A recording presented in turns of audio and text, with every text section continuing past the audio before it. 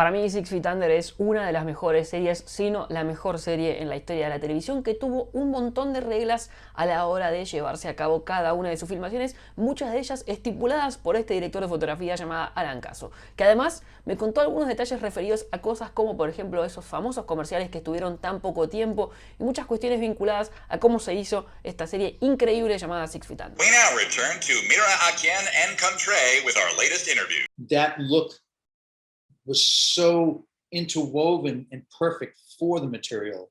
It was a perfect marriage. You know, it was a symbiotic relationship that was done perfectly. It's a good example of cinematography done in such a way that it completely supports the story, completely supports the material. Casket climber. I think your father is having some sort of midlife crisis. I've had everything to do with the pilot. In fact, I really set the look for the show in the pilot, and the DP who's listed for the second and third episodes.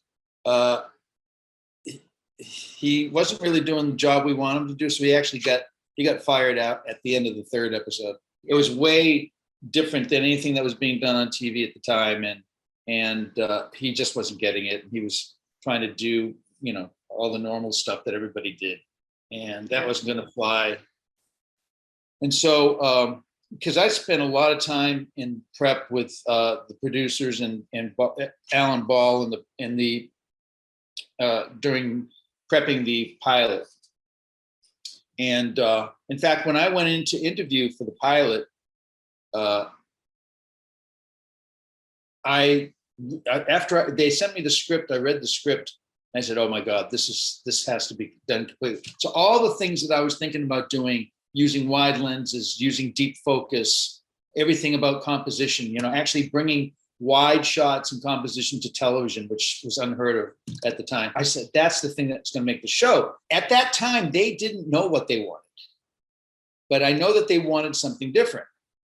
But that's not the reason why I told them what I thought. I told them what I thought based on what was on the page and what was in the script, and then I didn't hear from them. And I all right, well, you know, so much for that. It had gone like 3.5 weeks, and I was already interviewing other stuff. And I got a call and said, "Hey, we want you to do the show." There was a little bit of pushback in the beginning when I was trying to do this. I don't think they were sure. I think they, like everybody else, thought, "All right, hey, we wanted to do something different, but we're a little scared to go this far, you know."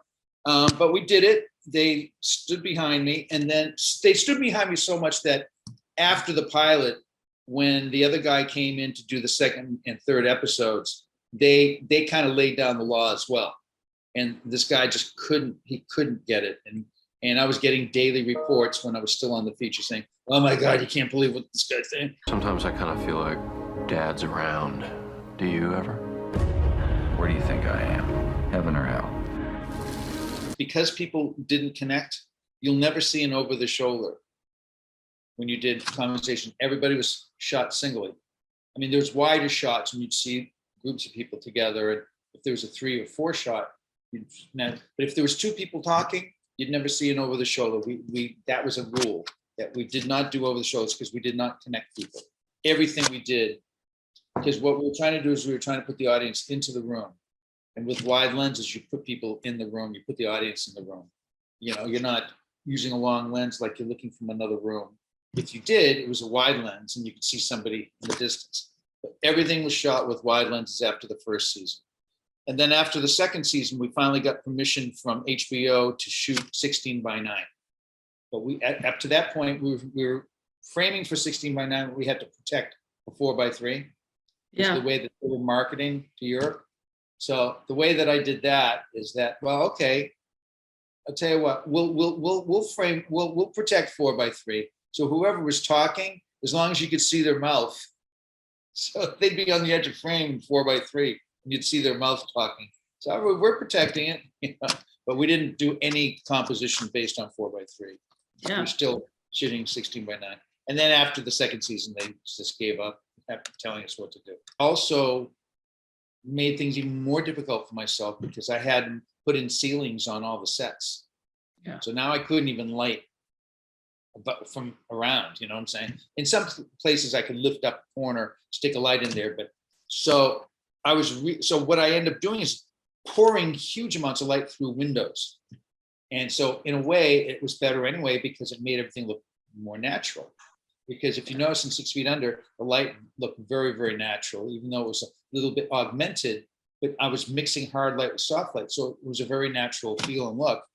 And seeing those ceilings made you feel like you were in a real place. You were really comfortable using the wide lenses. The directors that were coming in were repeats, so a lot of them understood how to use wide lenses, because that was a whole other thing, is that, you know, every director that would come in would want to fall back into their safe place of how they shoot.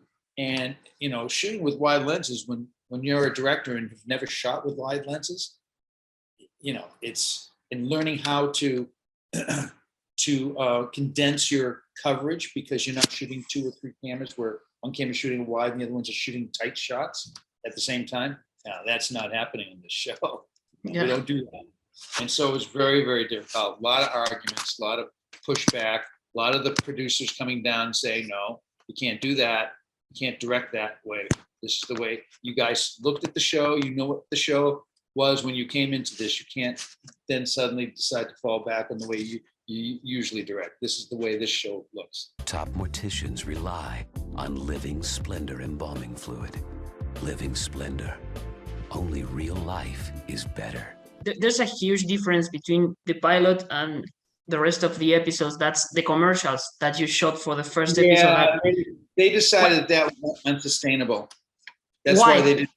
I think it was just, they were going to have to think of too many things. They just didn't think they could sustain enough interesting commercials. And on top of that, I think they were worried that that would become such a gimmick. But the thing that they did keep was somebody dies in the beginning of every show. Yeah. And that was a much better choice anyway. Say goodbye to soiled fingers forever. Only from Franklin Funeral Supplies. We put the fun back in funeral.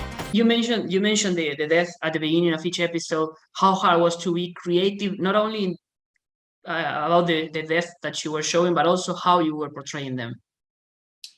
Oh, you know, it's like doing a horror movie, doing anything else. A combination of special effects and, you know, and visual effects and, you know, just sleight of hand. I mean, it's like doing any kind of trick.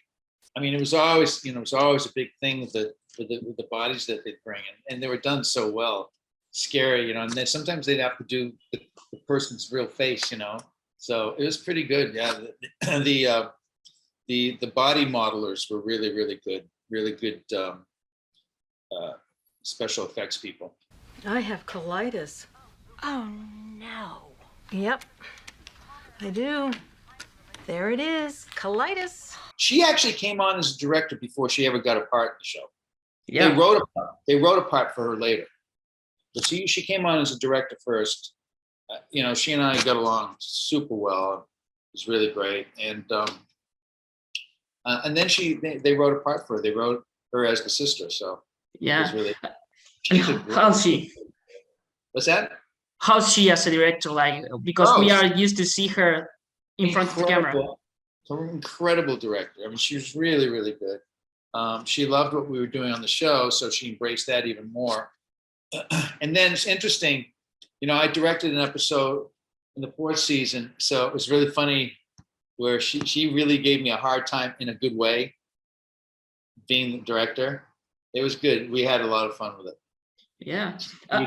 She was tough, but fun tough with me, if you know what I'm saying. When someone sees you as you really are, that's powerful. I guess we all want to be loved. Oh, the atmosphere was always positive. We always knew that we were doing something special.